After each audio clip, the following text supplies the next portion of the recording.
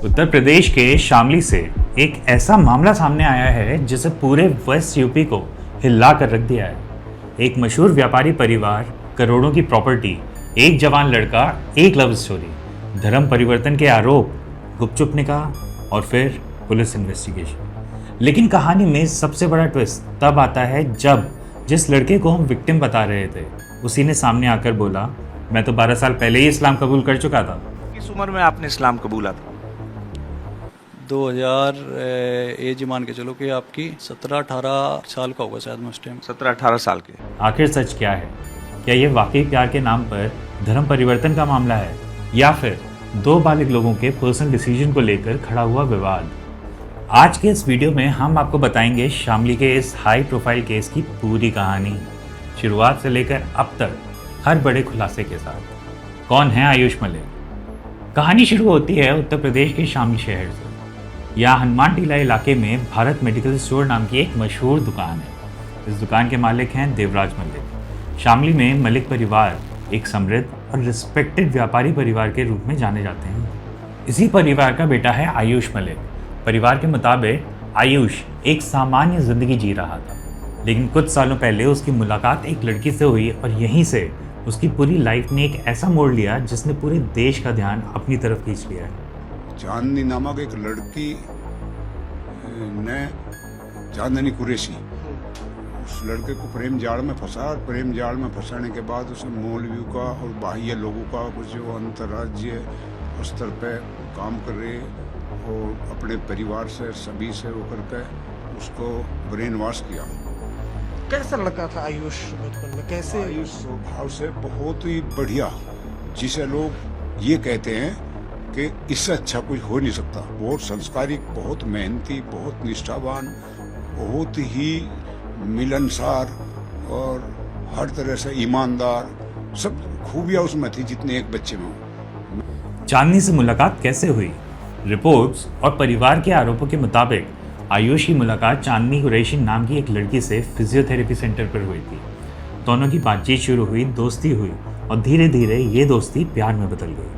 बताया जाता है कि चांदनी का भाई भी आयुष के मेडिकल स्टोर पर काम करता था, यानी दोनों परिवारों के बीच पहले से कुछ ना कुछ संपर्क तो था ही।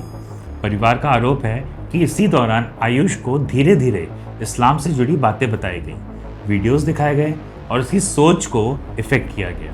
यही से कहानी एक नया और कंट्रोवर्शियल मोड़ लेना शुरू कर देती है। धर्म परिवर्तन के आरोप। अब कहानी और ज़्यादा गंभीर हो जाती है।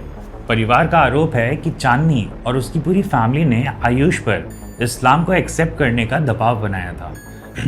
कहा गया कि उसका नाम बदल दिया गया, उसे मुस्लिम पहचान दी गई और उसे नियमित रूप से रोज़ नमाज पढ़ने के लिए मोटिवेट भी किया गया। जब ये बात सामने आई तो शामली में डिस्कशन शुरू हो गए।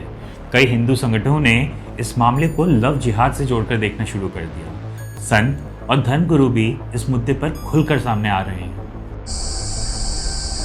शामली के आयुष मलिक के कल के इस्लामिक बयान सुनकर के हिंदू समाज निराश हो गया, जिसके बाद ये मामला एक पर्सनल रिलेशनशिप से निकलकर पूरे सामाजिक और राजनीतिक विवाद का रूप लेने लगा।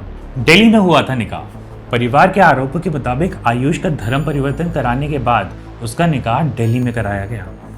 ये सब परिवार की मर्जी के बिना हुआ था, ऐसा दावा किया गया। इसी आरोप ने पूरे मामले को और भी ज़्यादा सेंसेशनल बना दिया है।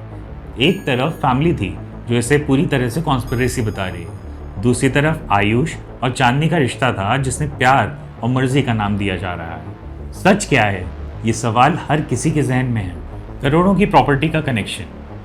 अब कहानी में आता है एक और बड़ा एंगल, प्रॉपर्टी का एंगल। आयुष के पिता देवराज मलिक, उनका आरोप है कि उनके परिवार के पास करोड़ों रुपए की संपत्ति है और इस पूरी प्रॉपर्टी पर नजर रखे उनके बेटे को टारगेट किया गया है। जब पैसे की मांग, प्रॉपर्टी नाम करने की बात, उधर उसकी दाढ़ी, ये सब कुछ। उनका कहना है कि पहले आयुष को इमोशनल तौर पर इन्फ्लुएंस किया गया, फिर उसका धर्म कन्वर्ट कराया गया, आगे चलकर प्रॉपर्टी पर कब्जा करने की प्लानिंग थी। हालांकि ये सब आरोप हैं और इनका दावा पुलिस इन्वेस्टिगेशन और कोर्ट की प्रक्रिया के बाद ही क्लियर हो पाएगा। लेकिन इसी प्रॉपर्टी एंगल ने इस केस को और भी ज़्यादा पॉपुलर बना दिया है। पुलिस इन्वेस्टिगेशन और एफआईआर। जैसे जैसे विवाद बढ़ता गया, पुलिस भी एक्शन मोड पर आ गई। मामले में चांदनी कुरैशी, उसके पिता इस्लाम कुरैशी और कुछ मौलवियों समेत कुल 10 लोगों के खिलाफ एफआईआर दर्ज की गई है। एफआईआर में धर्म परिवर्तन, प्रभावित करने और अन्य गंभीर आरोप शामिल किए गए। पुलिस ने जांच शुरू कर दी है, कुछ लोगों को गिरफ्तार भी किया गया है।